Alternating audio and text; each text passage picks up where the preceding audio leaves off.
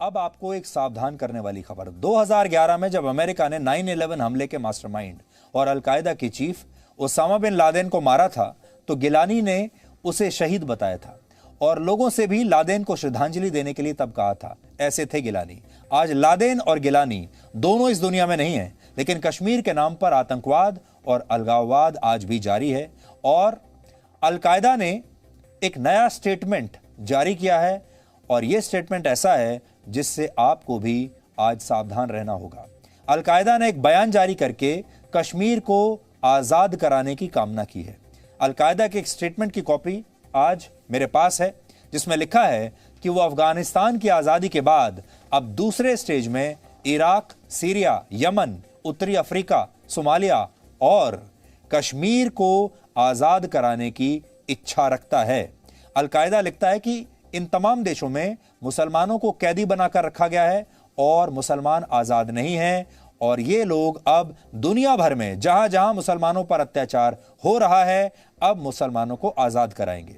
ये आतंकवादी संगठन कश्मीर को आजाद कराने की खतरनाक बातें तो लिखता है, लेकिन अपने इस स्टेटमेंट में जो आज मैं लेकर आया हूं, इसने उन तमाम देशों का जिक्र किया है जहां पर ये लोग समझते हैं कि मुसलमानों पर अत्याचार हो रहा है और मुसलमानों को वहां आजादी चाहिए। लेकिन इन सारे देशों की लिस्ट में 2 देश नहीं है।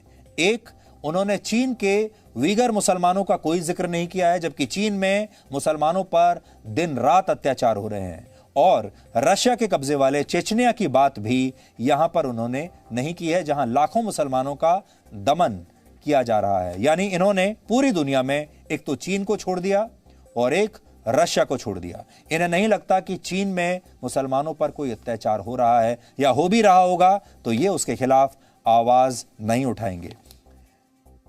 भारत के लोगों के लिए इसमें समझने की बात यह है कि पूरा जो इन्होंने स्टेटमेंट दिया है, बहुत लंबा स्टेटमेंट है जो आपकी स्क्रीन पर भी इस समय चल रहा है। इस पूरे स्टेटमेंट में वो यही कहते हैं कि ये चाहते हैं कि पूरी दुनिया में ऐसा ही इस्लामिक राज हो जैसा अफगानिस्तान में है।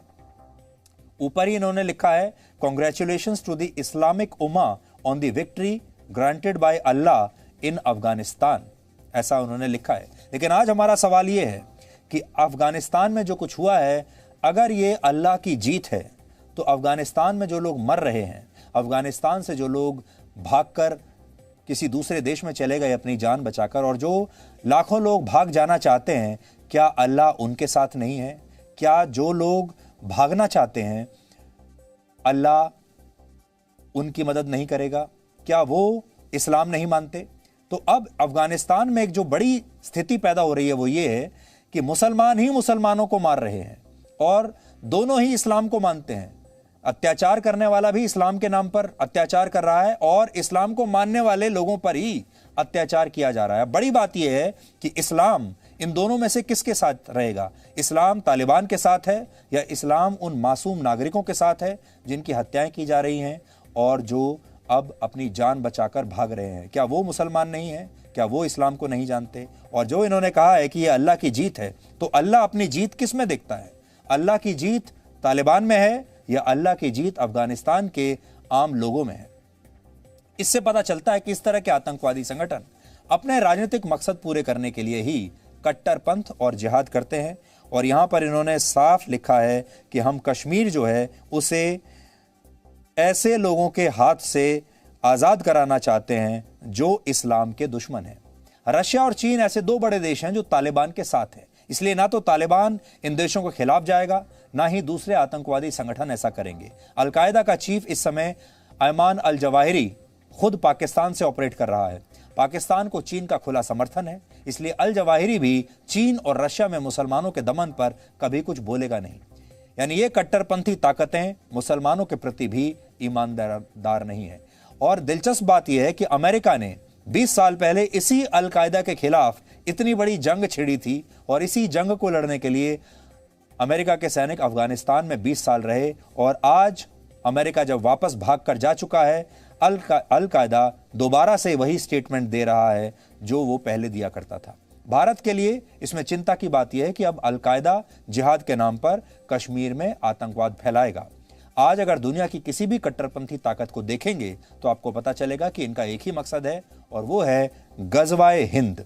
इस्लाम के कुछ धर्म ग्रंथों में गजवाए हिंद का जिक्र करते हुए कहा गया है कि खुरासान से एक इस्लामिक सेना भारत पर हमला करेगी। आपको याद होगा ISIS-K जिसने अभी काबुल पर हमला किया था, वो भी इसी थ्योरी पर विश्वास रखती है, इसीलिए उसे कहते हैं ISIS-K यानी खुरासान। आप हैरान हो जाएंगे जानकर कि खुरासान जिस इलाके को कहा जाता है उसमें आज का अफगानिस्तान और पाकिस्तान और ईरान के कुछ इलाके शामिल हैं। गजवाए हिंद की थ्योरी के मुताबिक ये तभी मुमकिन होगा जब कट्टर इस्लाम को दुनिया के दूसरे इलाकों में मजबूत किया जाएगा और इसी के लिए अल कायदा इराक, सीरिया, यमन, उत्तरी अफ्रीका और सोमालिया में आज़ादी की बात कर रहा है और साथ ही कश्मीर का नाम भी इस लिस्ट में वो जोड़ता है और पूरी दुनिया में ये प्रचार करने की कोशिश करता है कि कश्मीर में मुसलमानों पर भारत अत्याचार कर रहा है। दुनिया की ज्यादातर कट्टरपंथी ताकतें देवबंदी विचारधारा में यकीन रखती हैं। अल कायदा और तालिबान भी उन्हीं में है। इस विचारधारा की शुरुआत आज से 155 साल पहले अविभाजित भारत में सहारनपुर के देवबंद से हुई थी। तालिबान के ज्यादातर आतंकवादी पाकिस्तान के देवबंदी मदरसों से ही पढ़कर निकले हैं और 1990 से 2009 के बीच पाकिस्तान में जितने आतंकवादी पकड़े गए उनमें से 90% देवबंदी मुसलमान थे। तालिबान और अल कायदा एक ही सिक्के के दो पहलू हैं और इसे आप अल कायदा की स्टेटमेंट को पढ़कर और कुछ बातों को जब आप देखेंगे ध्यान से तो समझ जाएंगे। इसमें अल कायदा ने तालिबानी नेता मुल्ला मंसूर और हक्कानी नेटवर्क के संस्थापक जलालुद्दीन हक्कानी को श्रद्धांजलि दी है। ये वो ही हक्कानी नेटवर्क है जो अब तालिबान के साथ मिलकर अफगानिस्तान में सरकार बना रहा है। इससे पता चलता है कि अल कायदा की जड़ें तालिबान और हक्कानी दोनों आतंकवादी संगठनों में हैं और बड़ी गहरी जड़ें हैं। अल कायदा कश्मीर को लेकर जो बातें कह रहा है और अफगानिस्तान में तालिबान जो कर रहा है उससे हमारे देश के भी बहुत सारे मुसलमान खुश हो रहे हैं। जब अल कायदा ये कहता है कि हम कश्मीर को आज़ाद करा लेंगे और जब अल कायदा कहता है कि तालिबान का जो शासन है अफगानिस्तान में वो अब और देशों में भी इस तरह के मॉडल पेश करेगा, तो हमारे ही देश के बहुत सारे मुसलमान हैं जो खुश हो रहे हैं, वो इसमें अपनी जीत देख रहे हैं। इन मुसलमानों को लगता है कि ये कट्टरपंथी एक ना एक दिन भारत में भी इस्लामिक राज स्थापित कर देंगे। ऐसा सोचने वालों को आज एक्टर नसीरुद्दीन शाह ने एक वीडियो के जरिए संदेश दिया है। ये बयान ऐसे लोगों को चुभेगा तो बहुत, लेकिन फिर भी तालिबान की जीत पर खुश होने वालों को नसीरुद्दीन शाह का यह बयान आज ध्यान से सुनना चाहिए और नसीरुद्दीन शाह ने यह बात आज क्यों कही होगी इसके बारे में हम आपको बाद में बताएंगे। हालांकि अफगानिस्तान में तालिबान का दोबारा हुकूमत पा लेना दुनिया भर के लिए फिक्र का बायस है, इससे कम खतरनाक नहीं है हिंदुस्तानी मुसलमानों के कुछ तबकों का उन वहशियों की वापसी पर जश्न मनाना।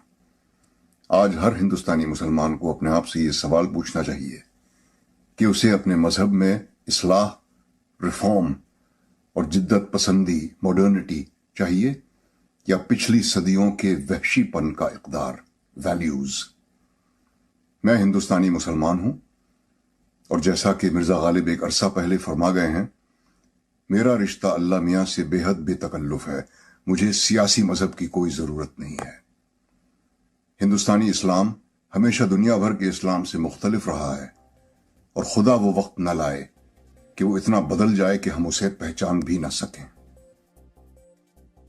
तो नसीरुद्दीन शाह कह रहे हैं कि हिंदुस्तानी इस्लाम जो है वो बाकी के इस्लाम से अलग है और उसे हिंदुस्तानी इस्लाम को अफगानिस्तान का जो इस्लाम है, तालिबान का जो इस्लाम है, उससे जोड़ना ठीक नहीं है। अब ये एक संदेश है भारत के उन मुसलमानों के लिए जो तालिबान की इस जश्न में शामिल होकर तालियां बजा रहे हैं।